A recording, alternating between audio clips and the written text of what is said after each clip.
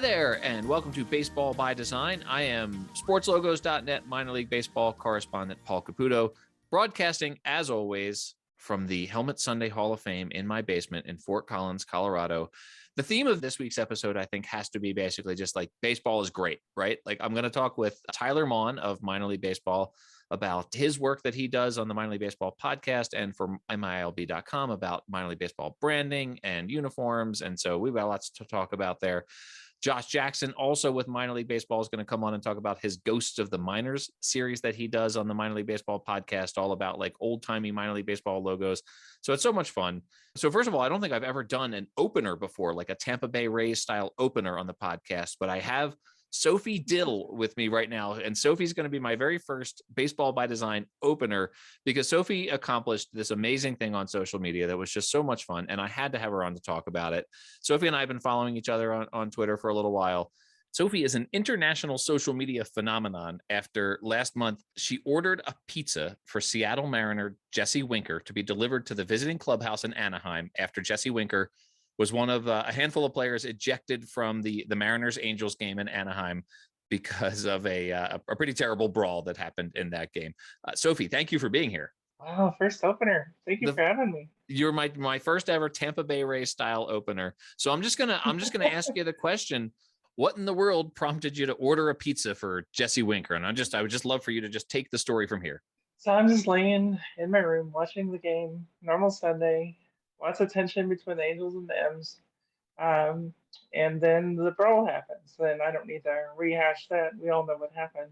But I was watching Root Sports, and at the time they weren't very clear on who all was being ejected from the game. So I'm just imagining there were a bunch of people on Twitter who were just similarly as confused as I was, and I saw a lot of tweets saying, "I hope Link is having a beer back in the clubhouse," and I just thought, you know what, if anything, this will be a joke for my 900 something followers. We've got a pretty tight knit Mariners community. I'm going to order him a pizza. We should clarify too that you are a Mariners fan living in Arkansas. Yeah. I'm from Seattle, and I've lived down here for 12 years. Okay, and this game was taking place in Anaheim. Yes. Okay.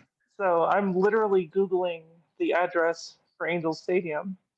Getting on DoorDash, I find what appears to be a non-national chain because I don't want to send them Papa John's or anything like that. So I say Mountain Mike's. Okay, perfect. That sounds great. And I send the thing. I send the small pepperoni just because it's going to be a cheap joke. I figure it has no chance of actually getting to him. And best case scenario, the DoorDash driver gets a free lunch, and I get a nice joke. And I don't, if you know DoorDash or not, you can track the whole thing from start to finish. And I see Samranjit, the driver, going to pick it up. And this whole time, I am thinking, as soon as he sees that address, he's going to realize it's probably a prank, and he's going to abort the thing. Yeah. He sends me a text. He says, "Hey, Sofie, just picked up the pizza and I'm on the way." And I said, "Okay, great. Well, I am 1,800 miles away. When you get to Angel Stadium, say it's for the visitors clubhouse, say it's for Jesse Winker, just take it to any ticket gate."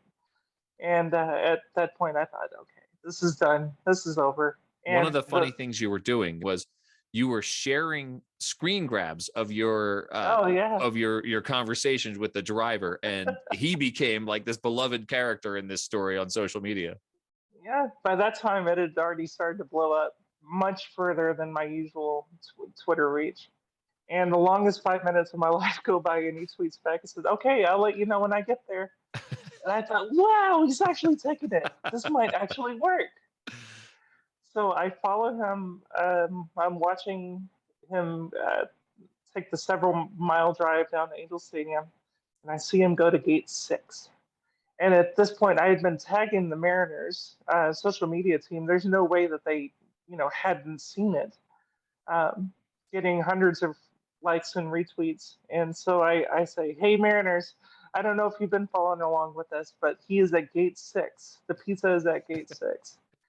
And about 10 minutes later, he texts me and he says, "Sorry, I'm so late. I had to find parking. Traffic is crazy." And You're at an MLB game on Sunday, bro. Of course the parking is bad. And so he delivers it, and he says, "Oh, thank you so much." And I'm like, wait. At this point, there are so many people asking for his Venmo Yeah. on Twitter. I said, I've got a bunch of people here who want to tip you. Please. I don't know how much longer I can text you through DoorDash. And I just get a 10-digit number, and it's his phone number. I text him. I said, hey, is this Samranjit? Samranjit? He said, is this Sophie? I said, yes, it's Sophie. Um, so he sets up a Venmo, and so as soon as I posted them on Twitter, I before I did that, I asked, "Are you sure about this? I'm about to put your name out there." And he thought that it was like 5 or 10 people, but I put his Venmo out there, and he said that his wife called him because her phone was blowing up. Oh my gosh. And yeah, he had at least 500 tips by the end of that night. Wow. Not $500, 500 tips. No, I didn't want to ask. How Yeah. many, he's had enough in tips to where he has donated $1,000 to St. Jude's Children's Hospital in Dallas, Amazing. and the pizza place I used matched that because they got a bunch of publicity as well. So this is the part of the story. I mean, I just love that part of the story. I mean, it's so heartwarming. And this, this DoorDash driver whose life changed unexpectedly, right? Like, and he was able to make a big donation like that. I mean, so that's amazing. And you created that out of thin air. And it's one of the, it's the main reason I wanted to have this conversation with you. But the other part of this story that is just so much fun is the fact that Jesse Winker got the pizza and commented on I think it was on your Instagram, not your Twitter, right? Yeah. Yeah. So he got the pizza and said it was good. And then it led to, I know that the Mariners have done sort of pizza related things since then. And so like, it's become this, it's taken on a life of its own, of course. Did you have any further interaction with Jesse Winker other than him saying, I enjoyed the pizza? Yeah, he's texted me a couple times since, and I told him that if I knew that it would actually get to him, and if I knew that there were 3 other ejected, well, our manager and 2 other players back there, I would have got him an extra large. But he's a man of the people anyway. I mean, that's why we love him in the first place. Yeah. He was a great acquisition for the team this year. My buddy Chris is a Mariners fan, and I was telling him Jesse Winker. I was like, that's going to be big for you. I didn't realize it was going to be pizza related, but so then, and the Mariners I think did a giveaway where there was like a pizza coupon for something if you did it with it was like a giveaway at the game pretty shortly after that. And so what was the from a purely mercenary standpoint here, what was the jump in your Twitter follower count? Oh gosh, I had just under 1,000 when it started, and now I have I hadn't looked in a bit, but I think it's over 4,500 now. Well, and it's different. Yes, I'm sure it is. Yeah, it's you earned that by creating this really fun moment with this. It was just so positive. Everything about it was positive, right? And it was so much fun to track online. And then if I understand correctly, you took a trip the following weekend with your wife, and were you recognized in St. Louis? Did by one person? Yeah. Okay, I was wearing Mariners blue and yellow and a sea of red. I don't have any Cardinal stuff, and I wore my Tacoma Rainiers hat the next day just to fit in. Yep, because it was red. I saw that on Twitter. Yeah. Her name was Emily. Hi, Emily. If she's listening, she came up and said, "I told my husband to be looking out for you. I saw that you were here on Twitter." And I feel bad that my hair was frizzled from that humidity, and I feel bad for not getting a selfie with her. So. Emily, I'm sorry. What a fun thing that you did, and just consistent with the theme that baseball is great. And so I really appreciate you coming on and telling the story in the first person. I've been enjoying following you on Twitter. I feel like I'm kind of in the know because I was following you before. Yeah. So, I'm excited to be here. This is the one podcast that I was so thrilled that you asked me to be on. Oh, well, I appreciate that. And I appreciate you listening. And now that you're a celebrity on Twitter, I'm going to be like, hey, I knew Sophie way back when. So, Sophie, I appreciate it. And congratulations. What a fun thing that you did. And the fact that it changed someone's life and that's such an amazing part of this story. But then also just the pure gag of sending a pizza to a player who got ejected in a brawl is really hilarious to me. So thanks for all that. And if you don't follow Sofie on Twitter, your username is just Sofie Ballgame. Okay, all one word. Yep. That's okay. It. Awesome. Everyone go follow Sofie Ballgame, and who knows, maybe you'll get a pizza delivered to your house. And if I don't go viral again, I will be very happy. Understood. Thank you, Sofie. I really appreciate it. Thank you, Paul. Have a good one.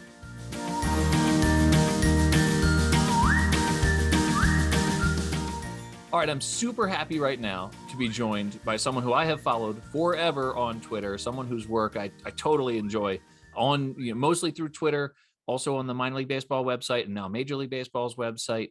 Tyler Maun is, in my mind, first and foremost, one of the hosts of the Show Before the Show podcast by Minor League Baseball, also a play-by-play announcer for the University of Denver and some international baseball, writes about minor league baseball for the minor league baseball website and for Major League Baseball. So just a whole host of sort of sportsy things largely associated with minor league baseball. Especially Tyler has a great series on MiLB.com about the history of various logos and brands in minor league baseball. So Tyler, after that long introduction, thank you for being here. Paul, it's so good to talk to you, man. Thanks so much for having me. Oh, I'm so psyched. I'm so psyched about this conversation. I'm gonna start just with a really quick story that we were just laughing about before we started the actual interview here. I was driving cross country. I was moving cross country when I discovered the Show Before the Show podcast. And I was so excited to find this podcast has been around now for 8 years, which is hard to believe, right? Like I didn't even know there were podcasts 8 years ago. So, so this podcast has been around for 8 years. It delves into not just the stats and the players and the prospects, but it really gets into the fun stuff in minor league baseball, the culture and the promotions and the brands, which is something that we're going to talk about for sure. So you host that with Sam Dykstra, and then regular participants, regular contributors are Ben Hill, who everyone knows, and Josh Jackson, who I'll be talking to later on in this episode. Awesome. Yeah, absolutely. Oh, we're going to talk about Ghosts of the Minors. It's that's another one of my favorite things here. So I'm curious to know from you so the story I was going to tell was I'm moving across country and I discovered this podcast and I had about 10-hour days. And I remember just lining up the podcast and just thinking, well, I'm going to listen to as many of these as I can, and getting like 10 hours in a day, basically, of this podcast as I was driving. And so I felt like you and Sam and Ben and Josh later on were all just like best friends by the time I was done this podcast. So we got to hang out in the car with you. We did. So this is the first time you've ever spoken back to me. So, right. We've come out of the podcast now. So anyway, the podcast is a blast, and I appreciate the work that you guys all do on it because it's really fun to follow. One of the things that you do, and this is where I really want to talk to you about this as pertains to Baseball by Design here. You started covering the brands and the history and the logos and detailed write-ups. You did this one article that was this fantastic, just detailed write-up of the materials that the uniforms were made of. So how did you get into covering that aspect of minor league baseball? Yeah, it's a lot of it came kind of out of necessity of the pandemic year when we had no actual minor league baseball to cover, and we're trying to come up with new ideas for content for the website and all of that. And I had done some logo and uniform stuff before. That's generally been Ben Hill's beat, as the business and culture reporter for minor league baseball for so long. Ben's done such a great job for forever for covering new identities and new logos and rebrands and redesigns and all that. And I had gotten to do a little bit of that. And then when the pandemic hit, I pitched a series idea to our editors that so much of our coverage is about the newest names, the newest logos, the wackiest identities, the craziest visual, composites that come into minor league baseball. And I said, what if we went on the flip side of that and kind of talked about the oldest, longest standing logos and identities and how those have changed and evolved over the years and all that. So I think the first one that I did, I want to say was the Rochester Red Wings. But I did, a deep dive into kind of all of their logos going back throughout franchise history, where the name came from, if there's ever been discussion about changing it, how the logos have evolved. And I've gotten to do I would say half a dozen, maybe more of those. I know I've done Rochester, Chattanooga, Asheville, some of the most historic teams in minor league baseball. And that's been really, really cool to learn so much about what has made identities stick in certain communities, because, it's a big revenue generator to be a team that goes through a change, gets to sell merchandise and build around a new identity. I was just reading a story the other day about the Appalachian League, which is now an MLB partner league that does, and you've got a Burlington sock puppet shirt on. They now just do collegiate summer ball. They're formerly a rookie level league, and every team in that league used to have the name of its parent club. So there were the Pulaski Yankees, and the Blue Jays had an affiliate in that league. The Astros had affiliate in Greenville. But when that league shifted to a collegiate summer league, everybody needed a new identity. The merchandise, the logos, everything that has exploded has generated, more interest, more revenue, higher attendance for, I think, all but 2 or 3 teams in the league. So yeah, it's a long roundabout answer, but yeah, I've always been interested in kind of the minutia. And yeah, like you said, I did a story on uniform manufacturers.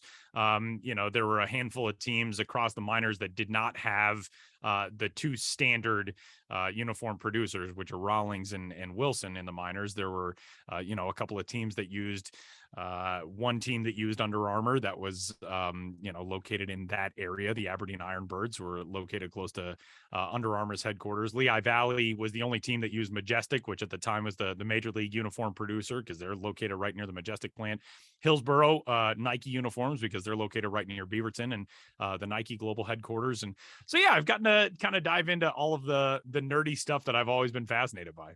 Well, the uniform stuff is really, just those facts there about the different uniform providers there.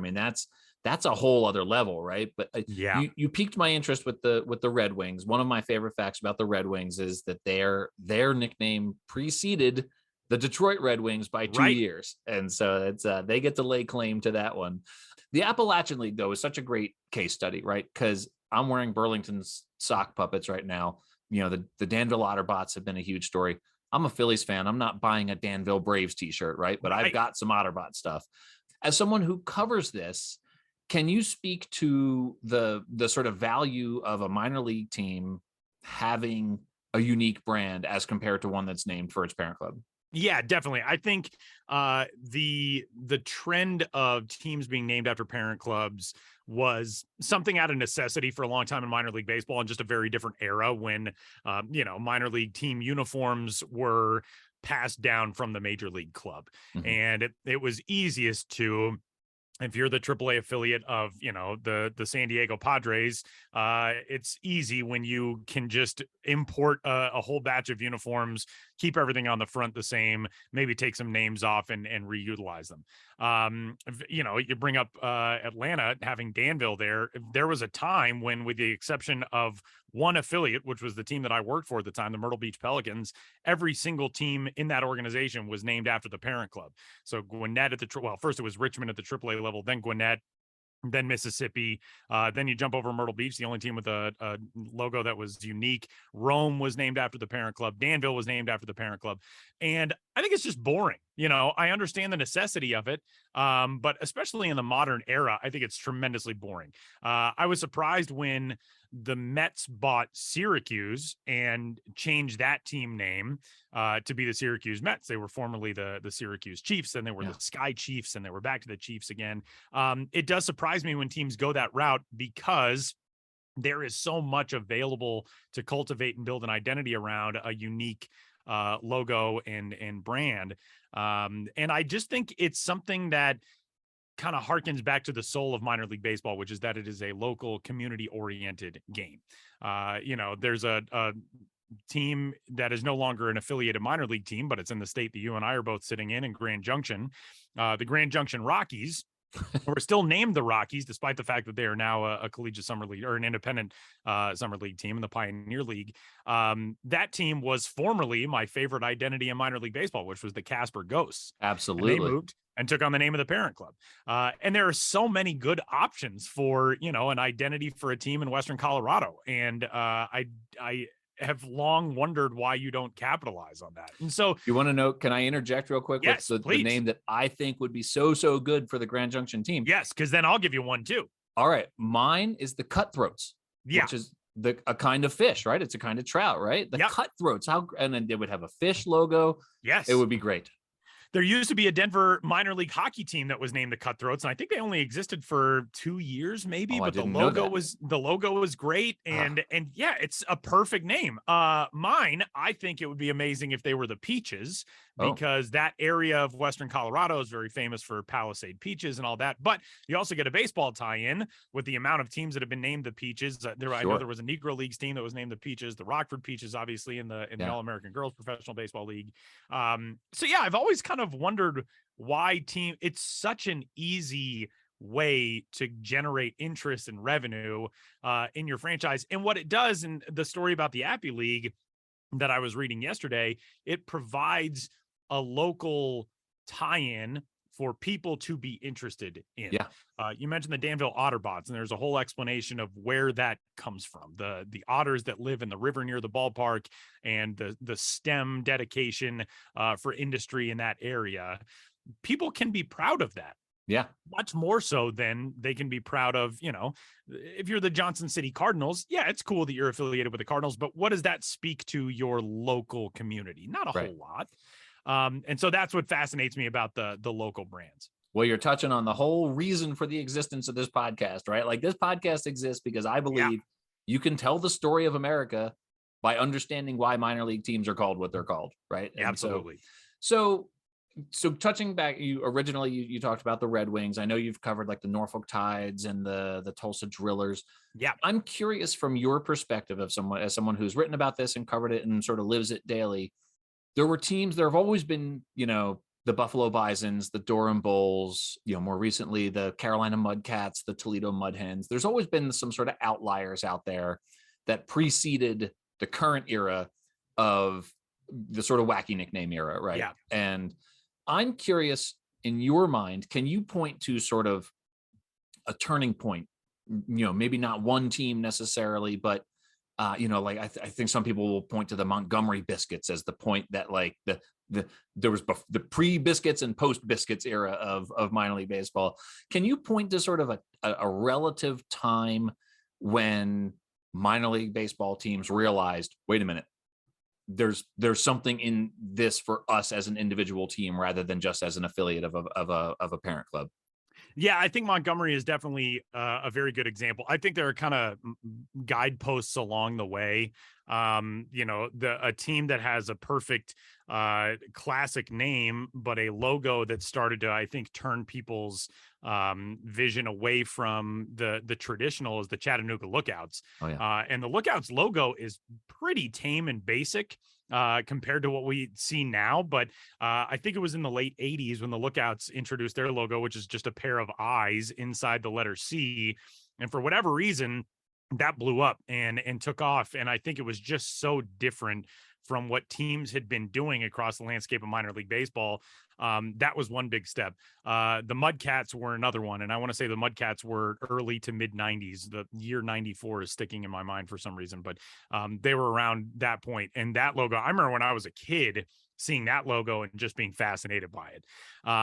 Montgomery certainly established the idea that you could do something wacky and it would not turn people off. Mm-hmm. But it's funny because, when Montgomery came around, there was still a lot of chapters of teams turning people off to come. And the one that I always go back to is the team that is now known as the New Hampshire Fisher Cats. Oh, yeah. The Fisher Cats introduced an identity, the primaries, because of their stance as the first presidential primary every year, and came out with a glorious logo of a donkey and an elephant kind of warily eyeing each other over their shoulders across this really cool script. And people hated it. Nowadays, we're in this very familiar formula where you introduce a new logo and identity, people complain about it and talk about how stupid it is. You wait out the initial storm and then you cash in on it. And that's what every franchise has done for the last decade plus in minor league baseball.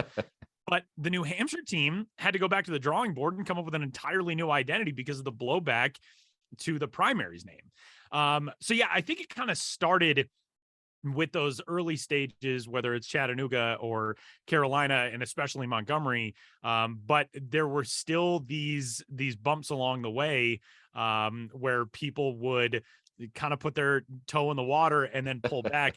And the funny thing is, when you look back throughout the history of minor league baseball, insane names have always existed. You know, when the Omaha Royals rebranded as the Golden Spikes, then went back to the Royals, and then they did the Storm Chasers identity. Yeah.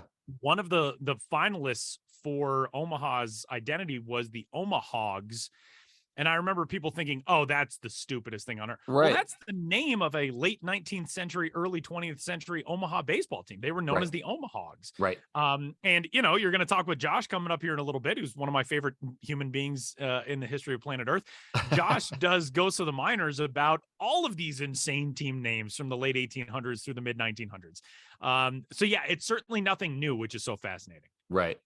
Well, and you mentioned, you know, first of all, Ghosts of the Minors. I'm super excited to talk to Josh about this because it's just, I mean, that's so, there really are some just wild names. Yeah. I love that both the Durham Bulls and the Danville, well, it's different franchise, but that both Durham and Danville had teams called the Tobacconists, which I love.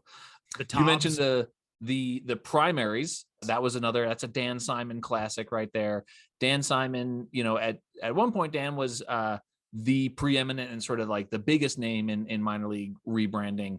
Obviously Brandiose has come along since then, and now they're both doing quite a bit of work. I'm curious, in your mind, you know, Brandiose, obviously they elicit, I think, strong reactions. I have Jason on this podcast all the time. I love talking to Jason about all this stuff.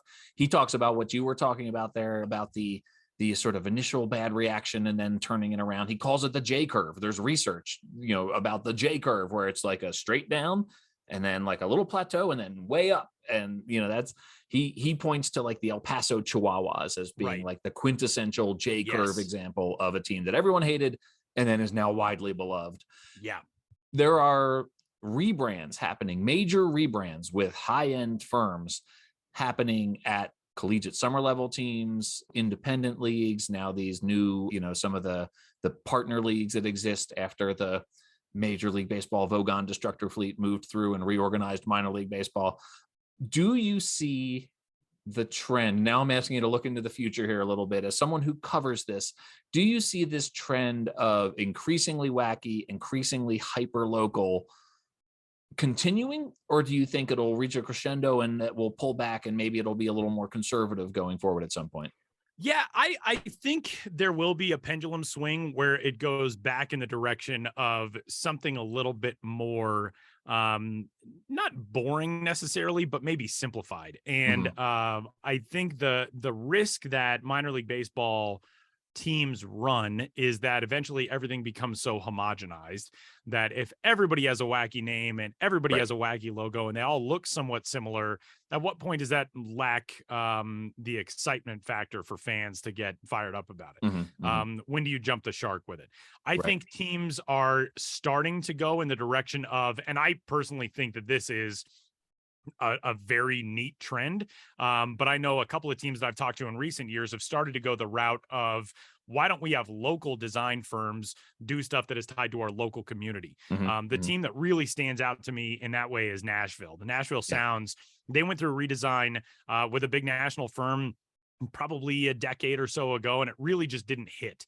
The colors were weird, the logos didn't really pop, and Nashville wasn't that thrilled with it. And so they went to a local firm in the Nashville area, did a redesign, and it is gorgeous. And it's, you know, the Sounds are one of those teams that I did a story on with their history, because that team name goes back to the 70s. And that is one that's kind of difficult, I think, to build an identity around, a team called the Sounds. And yet they've been able to do it. And, you know, the current stuff is sort of record label themed.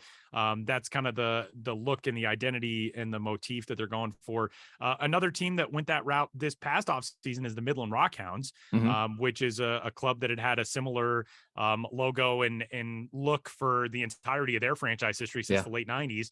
And they went with the local, either Midland or Abilene based design firm that came up with new logos and new color scheme and all that, capitalizing on what fans want, which is the local tie, the local identity, and it's coming from somebody who is born and bred and raised and knows that community, and that does something extra, something different, and I think that's a big step. Not to take anything away from the national firms, because obviously they've done amazing work, and you talk about Dan Simon, I feel like everything Dan does I fall in love with instantly. But I think teams are always going to be looking for that next step, the next edge in how they want to look, and going the local route I think is a really cool next step. The rebrand that Torch Creative did for the Midland Rockhounds, yes, I really liked that one, because it's first of all, it's hard in my mind to have a minor league baseball dog logo that does not look like Poochie from The Simpsons. Right. And so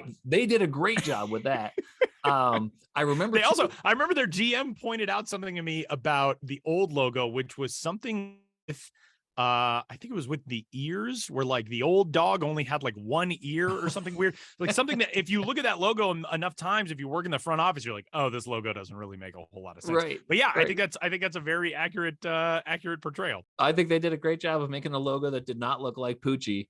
The the sounds too. I mean, that's another one that's really interesting to me, because you were talking about the primaries, having that initial backlash. I remember with the sounds that the initial version of their previous logo was orange, and that got pushed back, and then they made it red, and they're like, okay, well, that's better, but still not great. And then they went with this new one.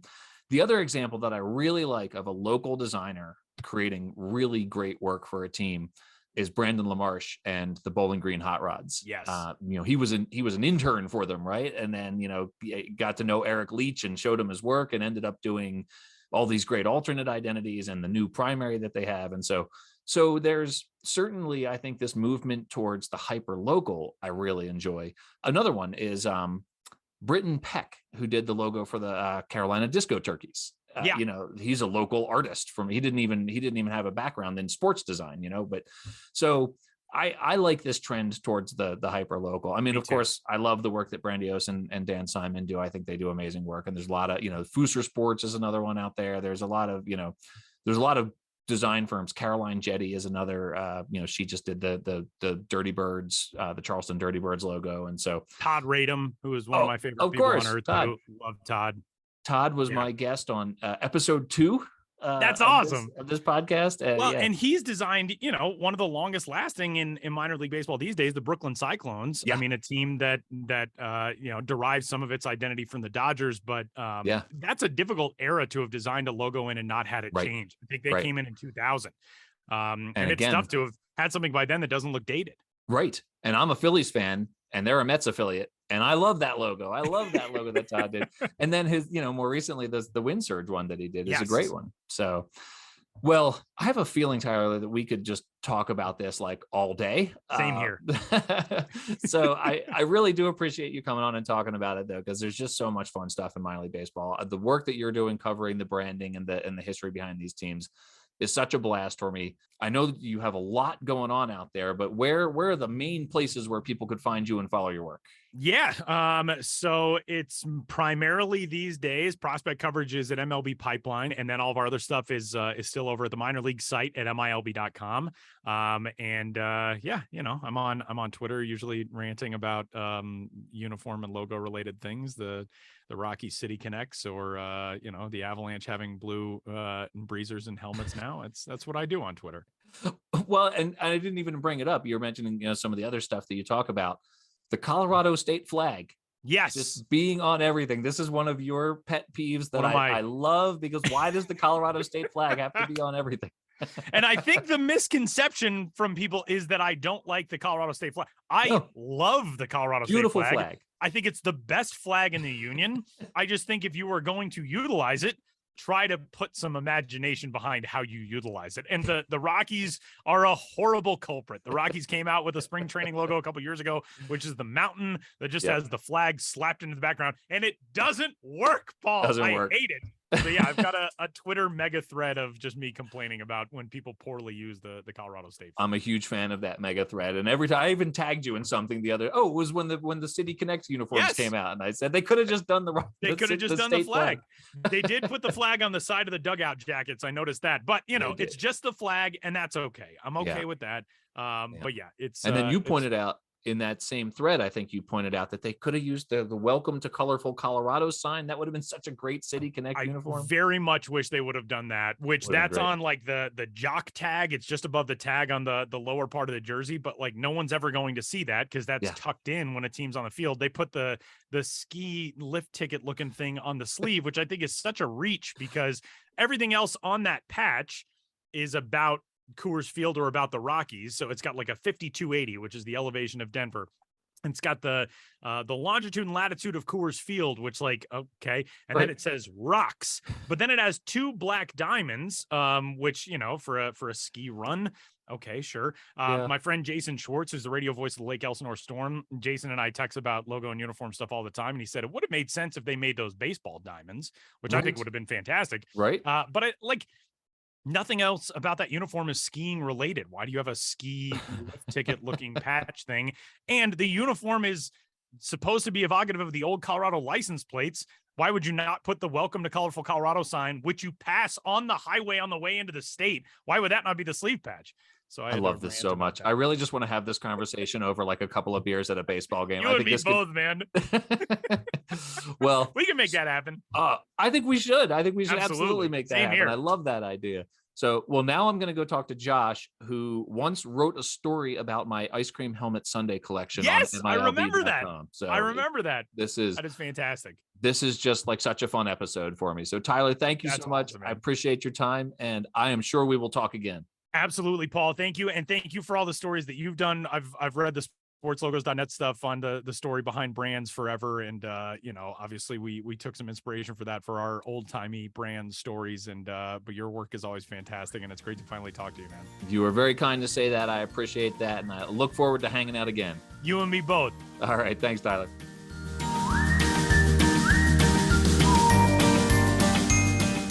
All right, everyone. Welcome back. Josh Jackson is a writer and editor for Minor League Baseball, MiLB.com, and also the MLB Pipeline, and is a regular on Minor League Baseball's The Show Before the Show podcast, and does a segment, which is the reason we're talking today. He does a segment called Ghosts of the Minors. So first of all, Josh, thank you for coming on the podcast. Oh, my pleasure. I'm excited to talk to you and to be here. Holy smokes, Ghosts of the Minors. Like I spend the whole of the Minor League Baseball podcast, you know, listen, Tyler Maun, Sam Dykstra, Ben Hill, they're great. They're fine. Like they do, you know, they do a good job with it. They're pretty good.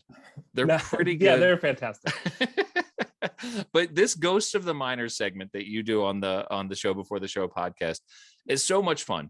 And so rather than trying to describe it for you, since it's your segment, I'm going to let you describe what you do on Ghosts of the Minors. Well, I ask listeners to find the real historical minor league baseball team hiding amidst the fraudulent pair. So it's got like a quiz show sort of format. I ask you to identify one real minor league baseball team from history, and it's got like an A, B, or C format. And so 2 of them are made up, fakes. So it's like the icebreaker that everyone hates so much. It's like the reverse of 2 truths and a lie. It's 2 lies and a truth. It's 2 fake baseball teams and, you know, and a real one. And so part of this project for you, which I imagine is a lot of fun, but also something of a challenge, is to come up with fake old-timey baseball names and backstories for these teams that, you know, that are not real, but then also digging up these real team names as you've been doing these. My interest obviously is in the real nicknames that, you know, that you find out there, that you uncover somehow from like the late 1800s, early 1900s. Are there any that like particularly stand out to you? Any that you're thinking like, you know, even though you have evidence that they're real, that you can't really believe that they're actually real? One of the ones that's sort of like the most like that for me is the Union Springs. It's a little bit like the Philadelphia Phillies, actually, now that I think about it. But that's a good point. But I also, it's like, can you believe the Philadelphia Phillies exist? And like if you ever stop and think about it, wait, they're just called the Philadelphia Phillies? Every night that I watch their bullpen, I wish that they didn't. Right. I wish this team didn't exist. They were from the late 30s or mid to late 30s in the Alabama Florida League. And like, you could have come up with like the Union Springs Bathers, or which, Bathers was even fairly not a super rare team name in minor league history. There are a million things you could do with Union Springs and the Mississippi River rivers. This is great. I'm seeing a pattern here. It's like we've tried nothing and we're out of ideas. Right. Exactly. And then that's the other thing, is that a lot of teams, not so much in the 30s, but going back to the 19th century or early 20th century, some teams didn't really have names. Right. They were mostly named by the press. And then, I get into some stuff sometimes where, I'm running with, okay, we're going with this team name is our thing this week. And then, the more I dig into it, the more I find out it's like, okay, so that's their name on like maybe Baseball Reference or something for like 3 seasons or something. But the more I look at things from the time, it's like maybe somebody called them that once in print anyway. I mean, maybe conversationally, but I don't know.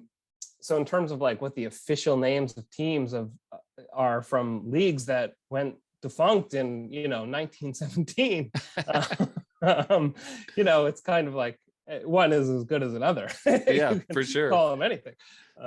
So you're on the podcast, when when you're listening to that podcast, and it's yours is usually towards the end. So you've listened to 45 minutes of a minor league baseball podcast, and towards the end of the podcast, your segment comes in. So clearly it's big minor league baseball fans, and not just fans of prospects and stats and who's coming up through the system, but the culture of minor league baseball, because that's something they talk a lot about on the podcast, the promotional evenings and the team names and all that stuff. So your task in Goes to the Minors is to come up with team names that really significant fans of minor league baseball have never heard of. So what's your process in digging up these old team names? Not just digging up the old team names, but the sort of backstory behind them. Yes. It is. I'll tell you, it is getting harder as I've done more and more. And it's not like I mind if people are like, I know the right answer. That's great. Right. But if it's something where there's just no fun in the guessing part of it for the majority of the listeners, or even like 70%, but even if like it's a team name that 40% of the people are going to go like, oh, I know that team. I try to shy away from. So the process, I tend to spend a lot of time looking through old league records, usually starting on Baseball Reference. And again, the more of these I do, the more it's like, oh yeah, I've already done that. Or I even like, maybe I mentioned this team as an opponent. I think I had one of those in a recent segment where it's like, I'm doing one that I mentioned as an opponent of another team back in like episode 11. Right. And it's like, if somebody's like, well, I know because I heard it on episode 11, then kudos to you. And I was going to say they deserve to get it right if that happens. Absolutely. I appreciate them so much. Right. And I'm sorry if that lets you down, that So maybe even more fun, what's your process in coming up with the fake names? Because the fake names that you come up with are very believable. Thank you. That's sometimes I have some grave doubts about that part, where it's like everybody's gonna know. Everybody's gonna know right away. It can be tricky. I almost always, I think every single time, although I have a list of like fake team names that I keep, that I've just like, I'll be walking down the street and be like, oh, the Tallahassee Lemon Drops. And that's a fake one. As far as I know, that's also part of the process of the fake team names, is then I have to make sure that they are fake teams. I have to like Google the phrase plus baseball and like, I don't think I've ever accidentally named a real one. I don't think I have. Well, so obviously the trends in naming minor league baseball teams have changed a lot over the years. You mentioned, a lot of teams were named, either didn't have names or were named by the press. I can tell you, I went to the University of Richmond, and we were continue to be the Richmond Spiders. And the Spiders got their name in the late 1800s from a journalist who saw a lanky pitcher for the Richmond baseball team and thought he looked like a spider, which I'm assuming is where the Cleveland Spiders got their name as well. So that was one where the Richmond Spiders to this day are named the Spiders because of that phenomenon of journalists naming teams. I think that's the case with even like the USC Trojans. I went to graduate school at USC, and there's a plaque somewhere with, a quote from a newspaper article about the USC football team fighting like Trojans or something. Right. So there's a couple of current contemporary minor league baseball teams whose names date back to the 1800s. Certainly the Tourists are one. I'm pretty sure they were named by journalists. The Bisons, the Buffalo Bisons, that name goes back to the late 1800s. The Durham Bulls are certainly the early 1900s. So, some of these names go way, way back and have survived. Are there ones that you've talked about that you think, well, that could be a good name to revive right now? Like that one could be, I'd like to see that one survive. When you have a conversation with somebody like again, and then again, and again, and they don't remember the conversation, and you want to be like, why can you not remember that we've talked about this? Yes. I'm sure that I'm on like the other end of 1,000 of these with Tyler, but one of them is he multiple times, once on Twitter and then once on like voice notes that we've exchanged on our phone, has like mentioned, the Minot Magicians. I learned about the Minot Magicians high school basketball team this year from Twitter and da-da-da. And I was like, you produced an episode of Ghosts of the Minors about the Minot Magicians baseball team. And even in the episode, it says like now the high school team uses that name, so the Minot Magicians. And they're called that because of the Magic City, because the town sprung up overnight because the railroad was built there. And it's like, oh yeah, I never knew that, Tyler. You learned it. I think you learned it from Twitter. Like 3 weeks before you saw that tweet, you learned it from producing an episode, reading a script, and then producing an episode. But he was apologetic. That's really funny. So you write about, you cover contemporary minor league baseball now for MiLB.com, and you write for MLB Pipeline. How has researching these 100 to 100+ year old teams informed the work that you do on contemporary? Like, what kind of perspective has that given you on the game today? Yeah, so the first thing that I notice is like how probably everybody who does anything about history feels this way at some point, but how much things have not changed, how similar so much stuff is. And then obviously there are things that definitely have changed. Before I was ever doing the Ghosts of the Minors segment, which actually came about, I think Ben, we had spat back and forth some podcast ideas like before and stuff, and then this last baseball season he said, we got to get you in there with something history based, we could do a fun quiz thing. And I was like, that's great, let's go. And that was because he knew that I'd written about minor league baseball history for a long time. And so that the perspective that gives is you see how much has changed, and you see how little has changed in some ways. A lot of what has changed is like fights break out today, and then some rough stuff can happen in games today.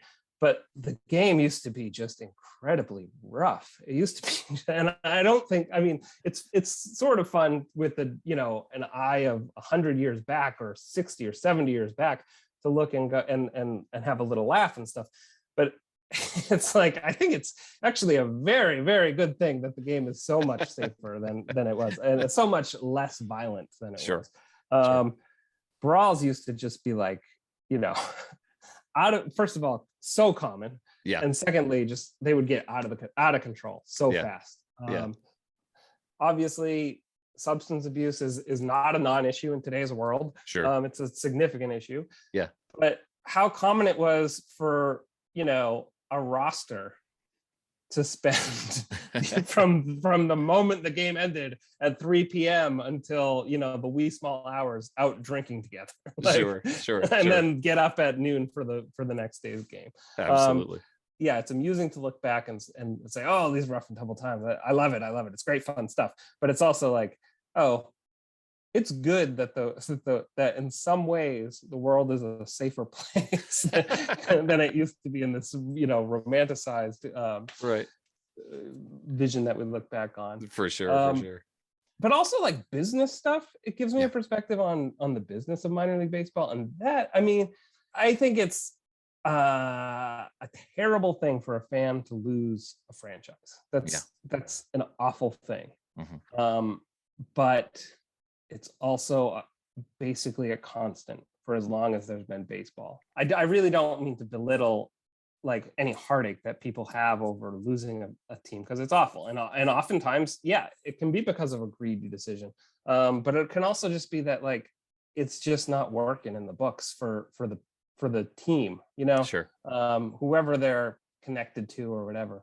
And it used to happen way more often than it happens now. Well, you see this in Ghosts of the Minors, because you'll say like, oh, this team played from 1902 to 1903, and and then Right. they were gone, right? Like in July of 1903, the league, you know, the Right. league folded. Right. Yeah. So, like the Florida Montana League, and so they had no one to play. So, you know, one of the teams that we've seen sort of reprised as a one-off is the Durham Tobacconists, which That's I right. absolutely love.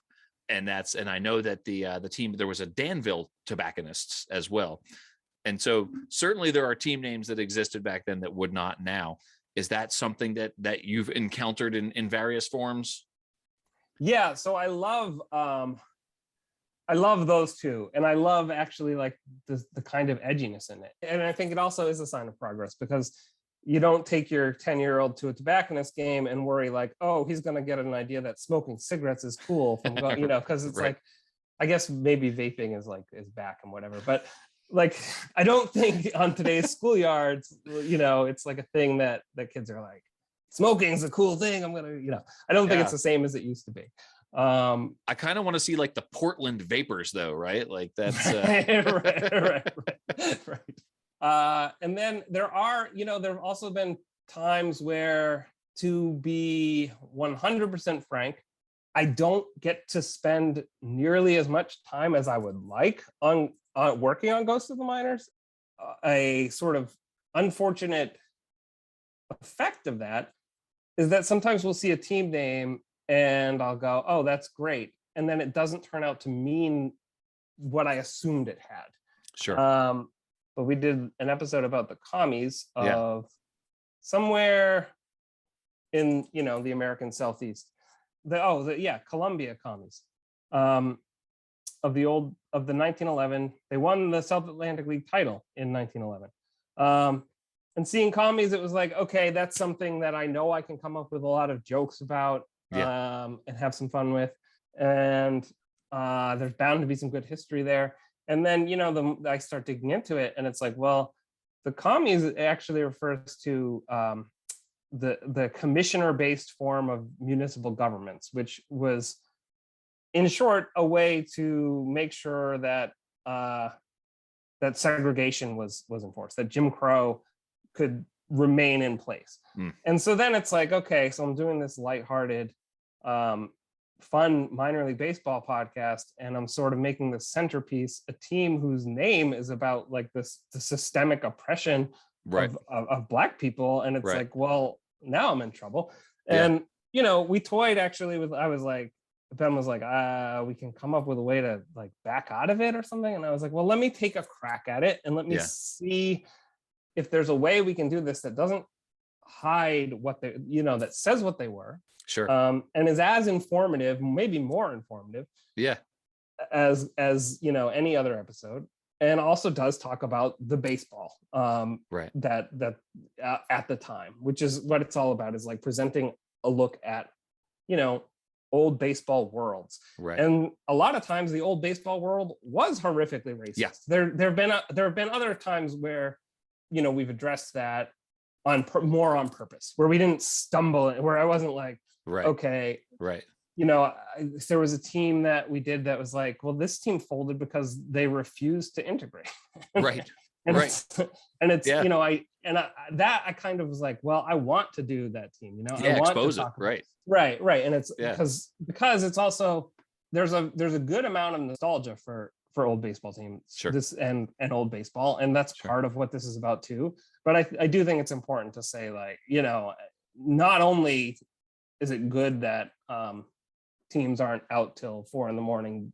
getting hammered every night and then showing up at the ballpark and breaking bottles over each other's heads. Right. But it's also, this was a world in which racism was sort of codified into league rules, and not sort of was, period. Yeah. I like to at least not pretend that wasn't the case.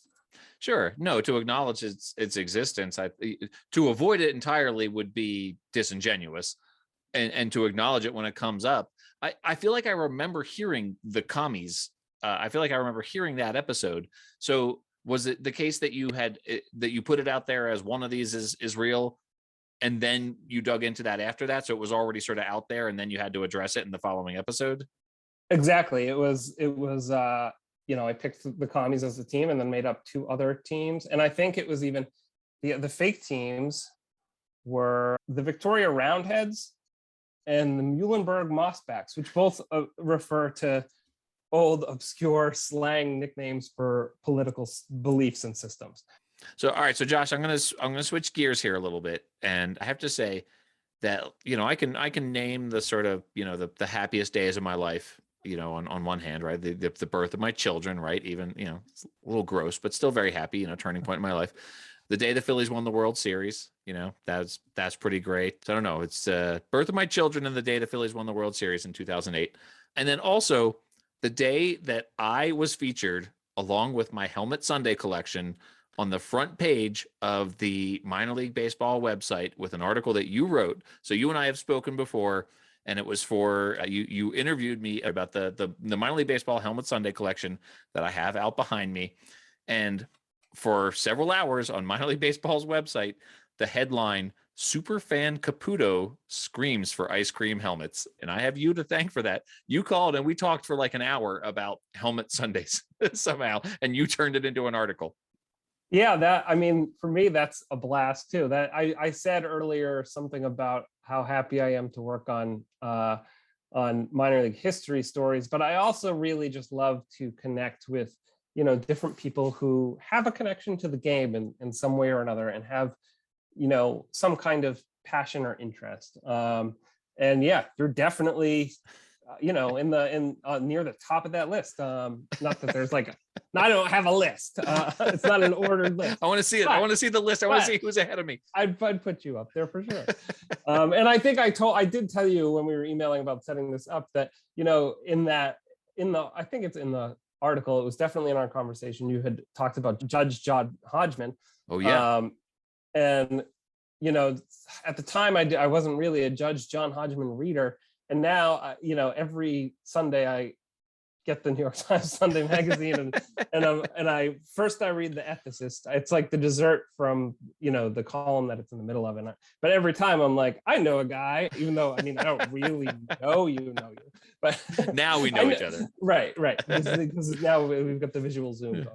So. The backstory on that, because I haven't talked about this much on the podcast. When I first started the Helmet Sunday collection, I wrote into Judge John Hodgman because I was accused of taking up too much space in the kitchen shelf with my helmets.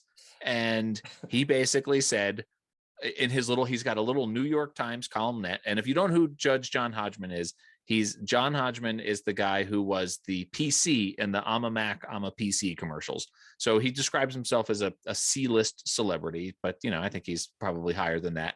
And so he writes he has a podcast where he fields complaints. And I actually was on the podcast as well, not about the Helmet Sundays. That was where my friend Jeremy took me to court for wearing Phillies gear to a Dodgers Reds game. And he felt that I should not have been allowed to do that. And so John Hodgman ruled on that case as well. But with the Helmet Sundays, I was accused of taking up too much space in the kitchen shelves, and he ruled on it in he does a little short columnette in the New York Times Magazine. And in his columnette, he basically ruled, and it's an expression that I use all the time. It's a phrase that I use all the time. He said the difference between a hoarder and a collector is a display case. And it's for that reason that I have a shelf in my basement for all of the Helmet Sundays, to differentiate myself between a hoarder and a collector. And so, when you and I talked, it was, I brought up that John Hodgman had actually written about my Helmet Sunday collection. Yeah. At the time you had a white whale of Sunday helmets. Yeah. I believe it was the Las Vegas 51s. Is it still up? Oh, no. I still have not gotten the Las Vegas 51s.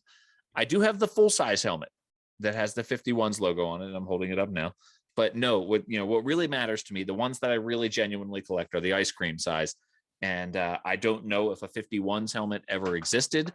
The Aviators have a bunch. I have like 3 different Aviators ones. So, maybe someday they'll do a throwback 51s Sunday helmet, but that white whale is still out there. So to sort of tie this into what we've been talking about, right? Like the Helmet Sunday collection, I'm not the only Sunday helmet collector out there. And there are people out there who have more Helmet Sundays than I do by far, right? Like, so it speaks to, I think, this sort of culture, the big business culture of minor league baseball, especially when it comes to brands and team stores and merch and all the different kinds of hats and the souvenirs and these beautiful stadiums that were not part of minor league baseball, not only not 100 years ago, but maybe even 20 years 50, ago.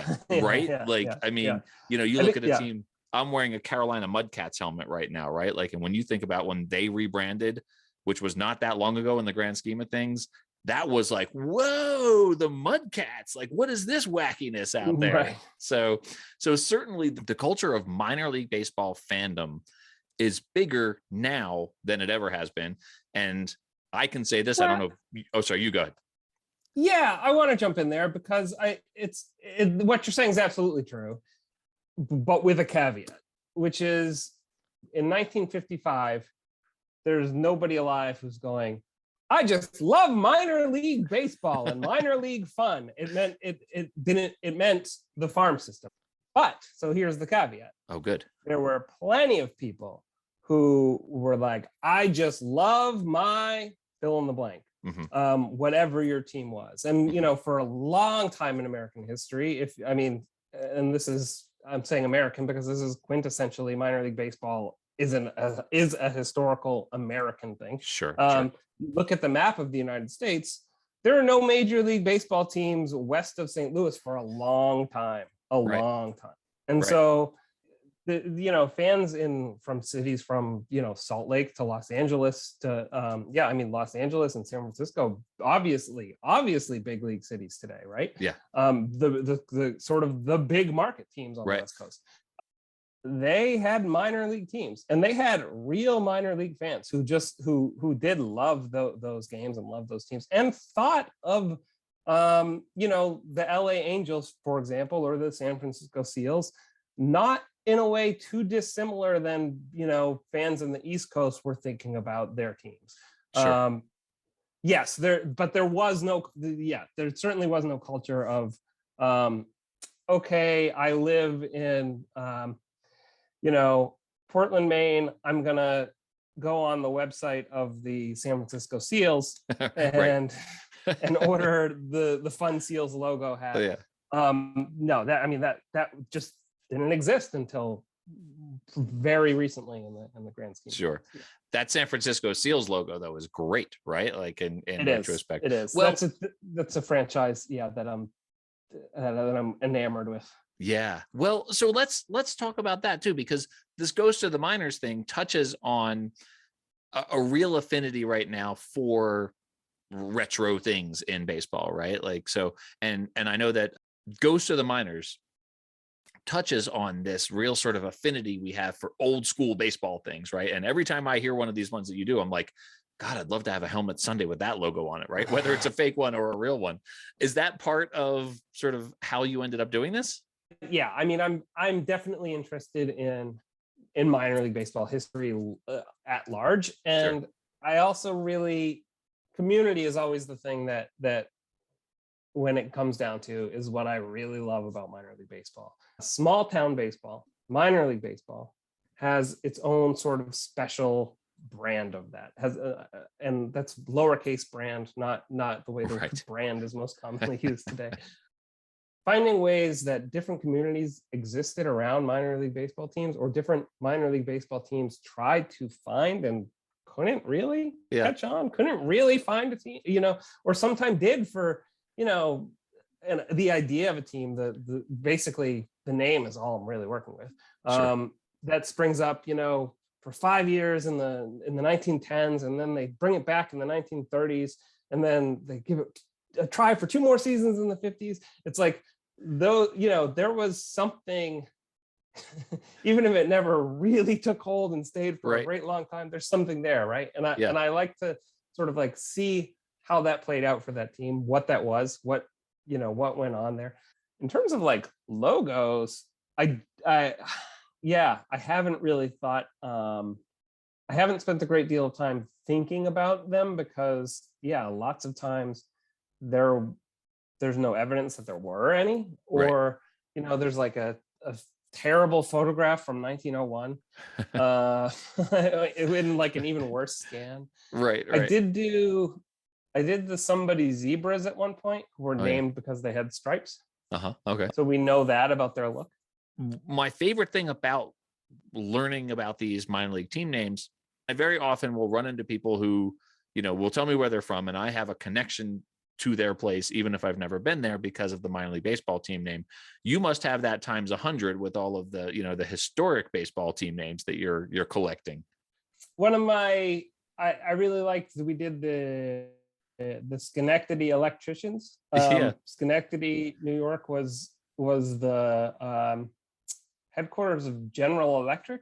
But so like, all kinds of things where it's like, oh, you're this because of this industry. That's a big one. I really like the theme of, okay, so there's a bunch of lumberjacks in this area. We're naming our team the Lumberjacks. Right. And I also really like, that like maybe you wouldn't have gone with Iron Pigs, a while ago, but you might well have gone, with something. You would have gone with maybe the pig iron, the pig iron pounders or something like that. Right. They were less worried about search engine optimization back then, so it's it wasn't as much of a factor. Right. Yeah, they probably would have gone with prairie dogs instead of sod poodles for that reason. Right. Josh, I have a feeling that we could just talk about this forever, and this has been a ton of fun. But at a certain point, I should probably let you go and let our listeners listen to some other podcasts, because there's a lot of great ones out there, including The Show Before the Show, produced by Minor League Baseball, with Sam Dykstra and Tyler Maun and Ben Hill and Josh Jackson. But Josh, where can people find you on the socials? You find me on the Twitter at Josh Jackson MILB. Well, Josh, thank you so much. I'm definitely going to have you on again, because this was a lot of fun, and we can keep talking about Ghosts of the Minors. But in the meantime, I'll be listening to the Show Before the Show podcast, and I'll be following you in all your articles on the Minor League Baseball website and the MLB pipeline. Thanks so much for coming on, and it was great to talk to you again. Thank you for having me. My pleasure. Anytime.